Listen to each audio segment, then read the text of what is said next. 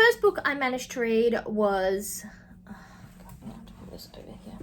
Whoa, whoa, whoa, whoa, whoa. What are you doing here, lady? This...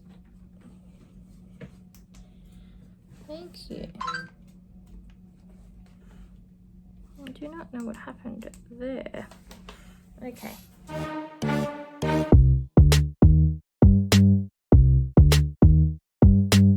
Welcome back to my channel, and today I'm bringing you the next update in my Advent Calendar book edition project pan. So this project was created as a makeup usage project by Hèléne, and I'll have her link down below, but I've decided to do it as a reading challenge project. So a quick reminder, I had my husband select 25 books from my To Be Read physical bookshelf, and I've been working my way through them.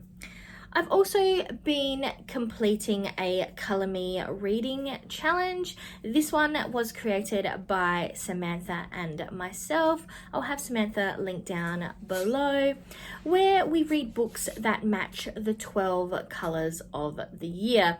I'll put those up on the screen here for you to get an idea of what colours we're currently working on. Also in line with that, I've been trying to complete a third reading challenge, which is pan your TBR physical bookshelf. This was created by Amy, and I'll have her channel all linked down below. That is a lot to get through, and I have read quite a few books since my last update, so we're going to kind of quick fire go through them all and have a bit of a discussion about each book, but I'm going to try to keep it short, sharp and shiny. I'm just gonna move over here a little bit so I've got some space for my book covers.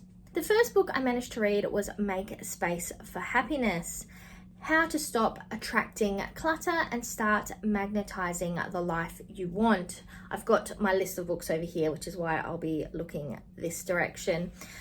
This is by Tracy McGubbin, and I listened to it via audiobook. I managed to finish it on the 16th of February, and overall I really did enjoy this book and the decluttering concepts that were housed within it.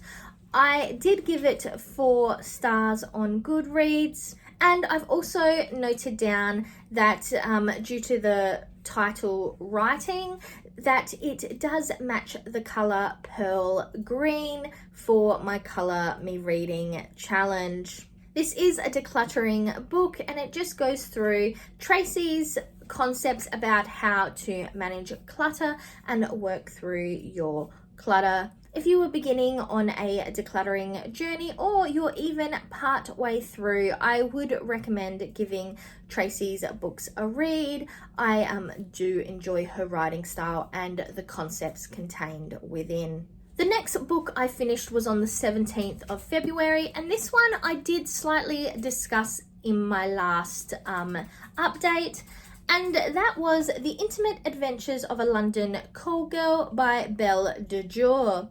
This book is the first book in my Advent calendar, and it was a reread for me. I really did enjoy this book, especially experiencing it as a reread and experiencing it at an older age. It is a book that is written on the blog, written by Belle de Jour, which is all about being a London call girl. So it's her adventures, and I guess like her blog, her diary notes on being a call girl. This is a really fun book to read. Incredibly interesting because I would assume a large portion of this is based on fact, and I think also the story behind this book and the blog by Belle de Jour is really interesting. The blog came out when internet and blogging was first a big thing in the early 2000s, and for a long time they didn't know who the author was and they couldn't find that answer.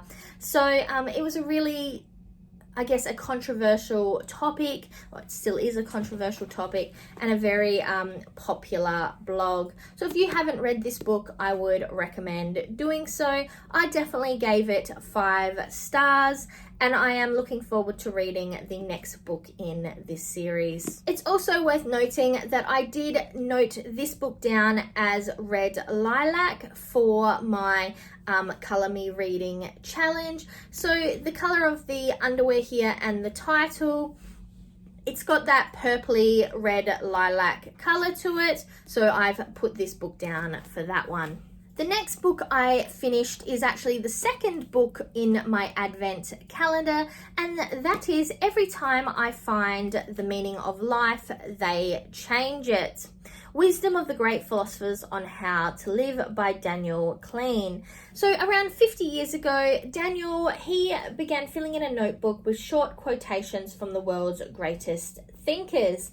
And this is him revisiting those quotations he wrote down and the notes he wrote about those quotes, how he felt about them at that point in his life and how he feels about them now 50 odd years later.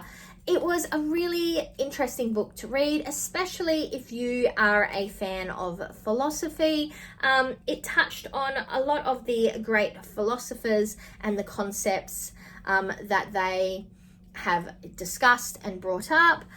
Overall, I really did enjoy this book and I would recommend it. I gave this book 4 stars and I finished reading it in March. The next book I read was Talk of the Town by Wendy Alswager.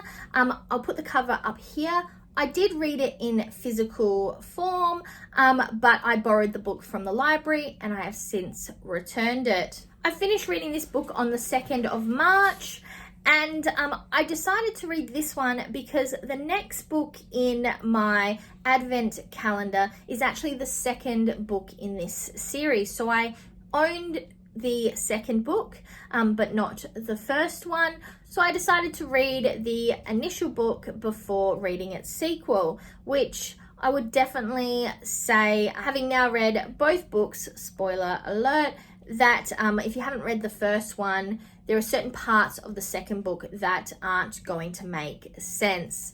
So this book is set in rural Australia, specifically in rural South Australia, in a place called Emu Creek, and a city slicker type teacher comes out to be a principal at a very small country primary school. Obviously, with these type of books, love is found, the school's nearly shut down, and there is a lot of drama, hence why she becomes talk of the town. I will say there is a subplot in the story that I'm not necessarily a big fan of. It's got to do with a tattoo that's of a little person pushing a lawnmower in a maybe not a G-rated location, and it feels almost unnecessary for the story overall. I could have probably done without that subplot, as it just feels kind of cringy and unnecessary. This is a self-published book by Wendy, and overall I did get into the story. It is an easy read and I gave it 3 stars. The next book I read was Pen Pal by J.T. Geisinger. I listened to this via audiobook. It is a spicy book, and I will say, going into the book, the blurb on the back, it does not really explain what the book is about. The blurb reads, "The first letter arrived the day my husband was buried. It was postmarked from the state penitentiary and it contained a single sentence. I'll wait forever if I have to. It was signed by Dante, a man I didn't know." Taking that into consideration, how I thought the book would carry out is definitely not what happened. The book is definitely less mob boss slash convicted killer, you know, fall in love, dark romance, and more paranormal, still convicted criminal, thriller, twist romance. Spicy romance, to be clear. Overall, I did enjoy it and I absolutely loved the twist. However, if the paranormal type aspects of it are not something that you're into, I definitely wouldn't go into this book thinking you're going to get a escaped criminal stalker type story. I finished reading this one on the 5th of April. I did give it 5 stars, and this one also went towards my Colour Me Reading challenge for the colour Flame Red. I guess sticking with the spicy dark romance kind of subplot, I then read The Dark King. This is the first book in the Deviant Kings series by Gina L. Maxwell. And this story is a fae-based story. It's set in Vegas, and the story is that the king of the dark fae, he lives in Vegas and runs a, you know, casino, multi-million dollars, rich guy. His name is Caden, and he meets our main character Bryn in his casino hotel lobby. He, strangely enough, goes off on something he would not do, seeks her out, meets her, you know, they have a great time together. She's on a free vacation that she's won after losing her job and losing her family, her adoptive family, and then she wakes up and they're married. Not just regular Vegas married, but they are fae married. And that means a lot of bad things for both Caden and Bryn. This is a fated mates type, let's figure out, do we like each other, don't like each other type story, where they're both making a lot of terrible decisions along the way before they finally get on the same page. It is a romance, so you do know that the couple end up together. It is also a spicy romance, and I really did enjoy this writing style and the characters within the book. It's one of those books that I enjoyed the main characters, but I also really enjoyed the sub-characters, which is good because the series follows on following the sub-characters, because there are 3 brothers and there are 3 books. You know how these type of series work. I gave this one 4 stars, and I finished reading it on the 12th of April. This one didn't go towards any of my challenges. The next book I read was You Need a Budget, The Proven System for Breaking the Paycheck to Paycheck Cycle, Getting Out of Debt and Living the Life You Want by Jessie McCann. And I actually really enjoyed this book. I listened to it via audiobook. I gave it 5 stars, and I finished it on the 14th of April. This book talks a lot about developing budgets, not based on what bills necessarily you're going to be coming in the future and what money you're going to have coming in the future, but what you have in your bank right now.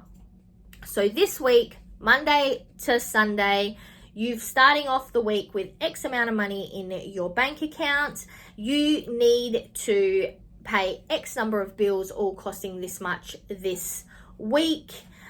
Plus you need to have a certain amount of savings, whatever. So you base your budget purely on what you have in your bank account. I would probably suggest that if you are going to do something like that and you are paid either monthly or fortnightly rather than weekly, it's probably good to take that in consideration and maybe not do it week by week, because obviously he does talk about the fact that you put money aside for bills for the future, but you don't want to end up in a bit of a bind. Jesse does have an app that he developed and used based on this budget concept that you are welcome to also purchase and use. I so far have not done that, but I do think it is a good idea to maybe give something like that a go if you are struggling with budgets. And overall, I would recommend reading this book. It is definitely a slightly different take on the budget concept than some of the other books I have previously read.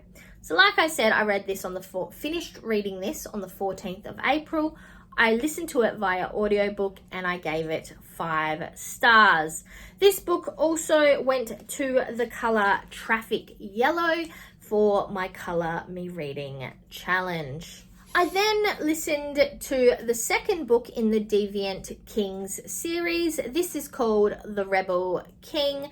This follows Caden's younger brother, Tiernan, and without giving too much plot away from the first book, his ventures into leadership. Also, it is also a love story, and because I don't want to give away some subplots in the first book, it is the secret lover that we find out about in the first book that the love story is focused on in the second book. Because unfortunately, as happening with these 2 books, as well as there being the idea of these 3 brothers, there seems to be some, I guess, cross-species relationships happening throughout these books. Like I said, it is a fae spicy novel, so it's a romantasy and it's definitely got a bit of spice to it. I gave this one 4 stars, and Tiernan was one of my favorite characters. I really love that larrikin rebel prince type character, so he was a lot of fun to focus in on.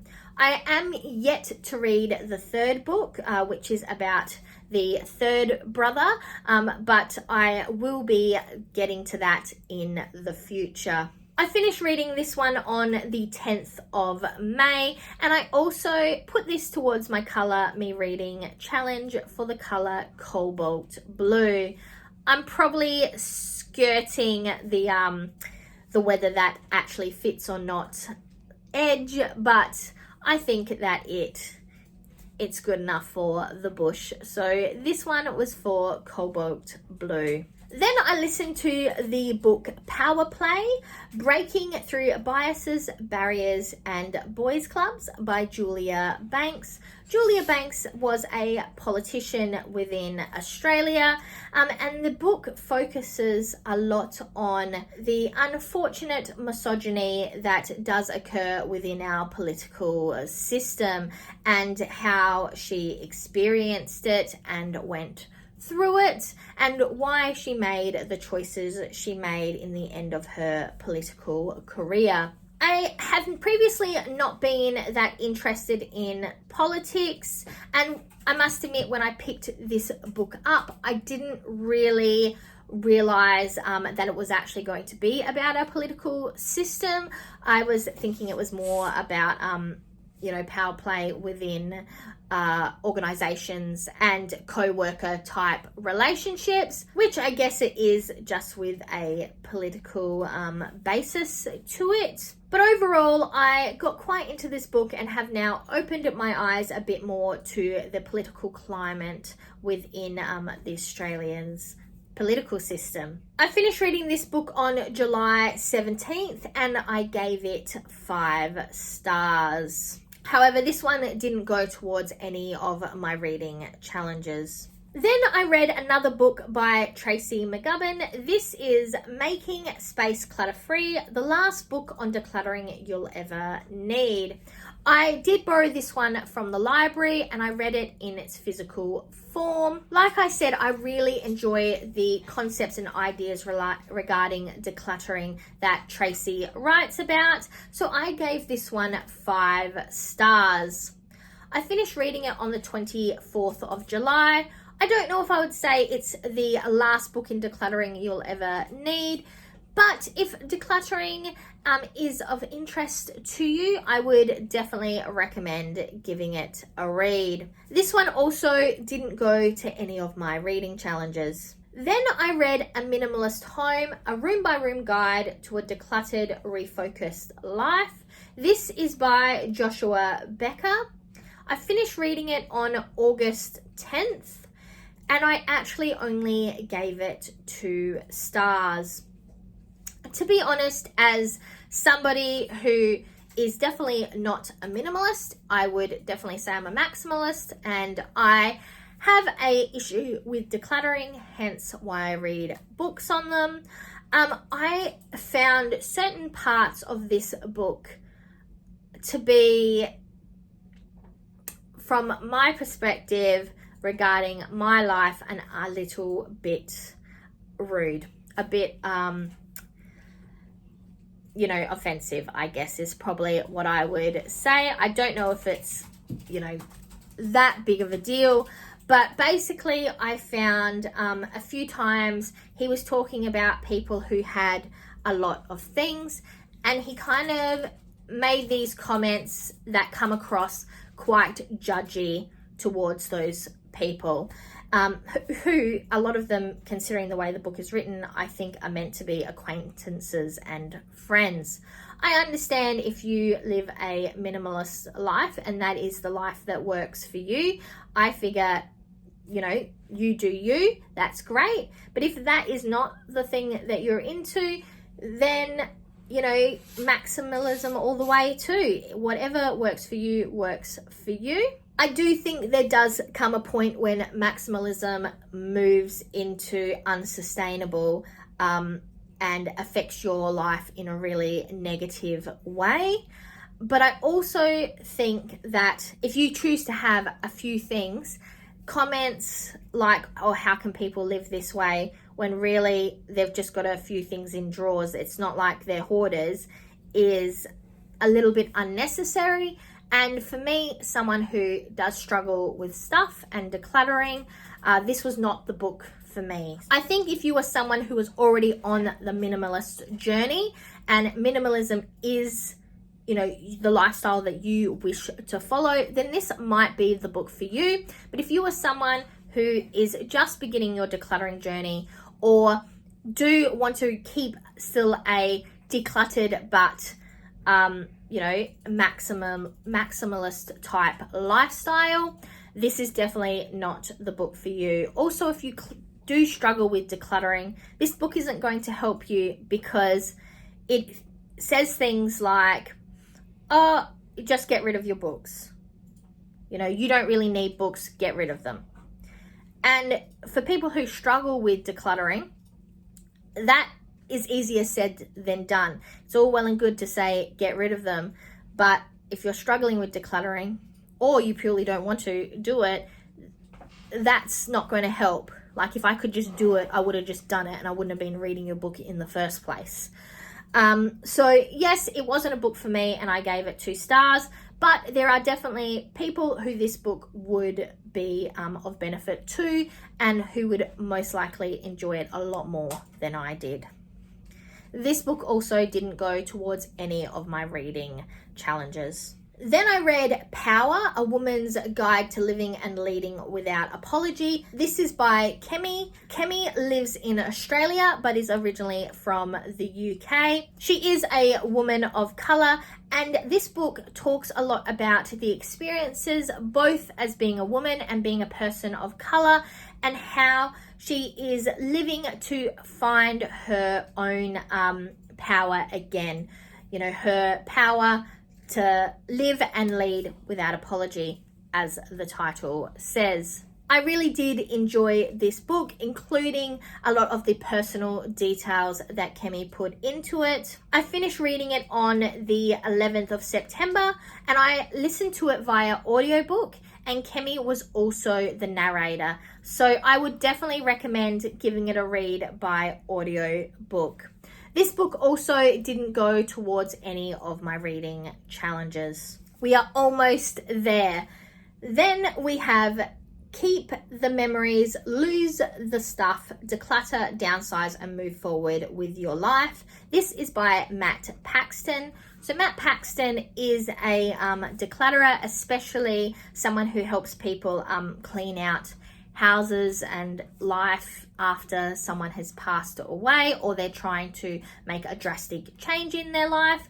And this book is written, I think it's during COVID kind of time period, where he is looking to move across the country to live with his then girlfriend and make a blended family with his children and their children, and the fears that he faces regarding that, especially some of the fears regarding losing stuff, moving town, all those kind of things. He talks a bit about having to declutter his father's house after his father passed, and how that got him started on this, this life career move of helping people organize and declutter. Overall, I think it was a interesting and good read. I gave it 3 stars and I listened to it via audiobook. I finished it on September the 22nd, and this book didn't go towards any of my reading challenges. The next book I read was Butcher and Blackbird. This is the first book in the Ruinous Love trilogy, and it is a spicy book. And it follows Butcher and Blackbird, who are serial killers who meet and start this game. So they're serial killers that kill other serial killers. And they start this game where they meet once a year and have to hunt down a specific killer and basically knock that guy off. It is a love story. It's a very interesting book. It does have some graphic, they're serial killers. There is some graphic stuff in there. And there is also accidental cannibalism. When I read that trigger, I could not understand how you could have accidental cannibalism. But it was actually quite humorous in a really messed up kind of way. But I did give this book 5 stars, and I am looking forward to reading the next 2 in this trilogy. I finished this book on the 11th of October, and it didn't go to any of my reading challenges. And last but not least, I read Spirit of the Country. This is by Wendy Alswager. This is the second book after Talk of the Town. It is part of my Advent calendar reads. So I have so far successfully read 3 books in that project. And this is the next book in the series. So it follows on from what was happening in the Talk of the Town with the school nearly getting closed down. This focuses, I think, a lot more on the budding relationship between Madison and Digby Sloane. It does go through some of the hardships of living in the country. A family goes through a really terrible loss, and how the country all bands together to try, the small town, the community, bands together to try and support that family. I will say one thing of, comment is that it is great how everyone bands together to support that family after they have that really terrible loss. But a lot of the issues that they then help solve for that family or help them grow from were already issues that existed in that family before the loss. And I kind of feel a bit like, you know, it would be good if they were able to help, the community had stepped up and helped that family to a certain extent before they'd had the loss. However, I also understand that, you know, people in the country are busy, and until something is right under your nose and it's screamed from the rooftops as something that needs attention and assistance, people aren't always going to step in and help. But when things turn to shite, as they say, people in the country are always going to step in and help, especially in Australia. So this book talks a lot about that and follows that storyline, as well as the budding romance between Madison and Digby. I am interested, the way this finishes, I am interested to see if she has a third book or writes a third book, because there currently is not a third book in this series. So I'll be interested to see if she does write a third book. They are very easy reads. They're not the most exciting of reads, and they are quite thick considering the story. It goes into a lot of detail. So overall I gave it 3 stars. I finished reading it on the 22nd of October, and this one does go towards my Colour Me Reading challenge for the colour Azure Blue. I will most likely at some point declutter / unhaul this book from my collection, especially considering it's the second in the series and I don't have the first one. So since my last update, I have managed to read 15 books, which is fantastic. I am still behind on my overall Goodreads challenge, which is to read 35 books this year, but I am very close to reaching my goal on my Colour Me Reads challenge. I think I only have 3 more colours to hit. I'll put a picture up here with how I'm going with that. And unfortunately, I have only read 3 books so far in my Advent challenge, my Advent reading project. I am considering doing my Advent calendar this way again next year. However, instead of doing 24 or 25 books, I might only cut it down to 12. So like the 12 days of Christmas type concept. Please let me know down in the comments what you want to see from my reading challenges for 2025, and I'll be back in December to tell you where I ended up getting to at the end of 2024. So that is all I have for you today. So I'm Verity. This was the next update in my Advent calendar book edition, and now to the outro.